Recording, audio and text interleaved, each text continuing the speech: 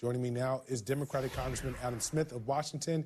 He is the ranking member of the Armed Services Committee, which is conducting the House's important new inquiry.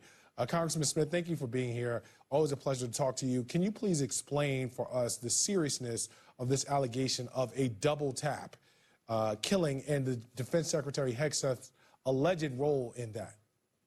Well, I think you explained it perfectly well. If, in fact, we are in a declared war, and the White House is very contradictory on this, they claim that we're not. But if we're not, then what we witnessed was just a garden variety murder, killing two people who were not a threat. No self-defense claim is credible in that scenario. If, in fact, it is some kind of an armed conflict, and you described the law of armed conflict quite clearly, you cannot kill combatants who are no longer a threat. You cannot execute people. And look, the throughput on all of this actually connects to the previous segment you did. That's what's troubling about President Trump and Secretary Hegseth is they genuinely think that the law doesn't apply to them. And it doesn't matter whether it's domestic law or international law. They do whatever they want and pay no attention to the rule of law. And what we're doing down in the Caribbean and in international waters in the Pacific is an excellent example of that. Certainly this strike is an extreme example, but the strikes themselves do not have a legal justification, even the first strike on the boats themselves. Congressman, the U.S. has conducted a series of at least 21 of these military strikes on small alleged drug boats, killing 83 people. Yesterday, Secretary Hegseth posted on social media, quote, "Our current operations in the Caribbean are lawful under both U.S. and international law, with all actions in compliance with the law of armed conflict and approved by the best military and civilian lawyers up and down the chain of command." Now, Hegseth has not provided any evidence publicly to back any of these claims, but has anything been presented to you behind closed doors in support of them?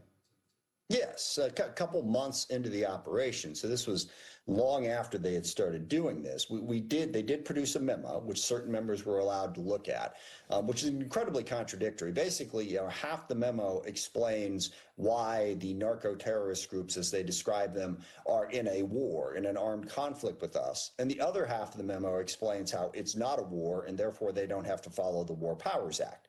There's no legal justification for this that makes any sense. And this is part of a larger theme. And let me go broader on this as well. Supposedly, we're doing this because Trump is concerned about drug trafficking.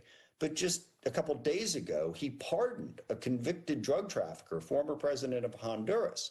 Earlier, he had pardoned, Ross Ulbricht, who was running this, crypto online secure drug dealing operation. So he doesn't seem to be concerned about drugs. What he's concerned about is presidents like Petro and Maduro who defy him. Okay, so what we're doing here is highly questionable. And then you look at what's going on in Ukraine, where Trump tried to sell out Putin. It's like he wants to go back to the 19th century, where rule of law was irrelevant. Strong countries did what they wanted to, and also where spheres of influence existed. Look, this is troubling on a whole series of levels. Yes, to your very specific point, what we're doing down there does not adhere to any law that we've had. But what Trump and Hegseth are saying is, law doesn't apply to us. We can do whatever we want. And to that point, Congressman, you have been very plain in your language calling these strikes illegal.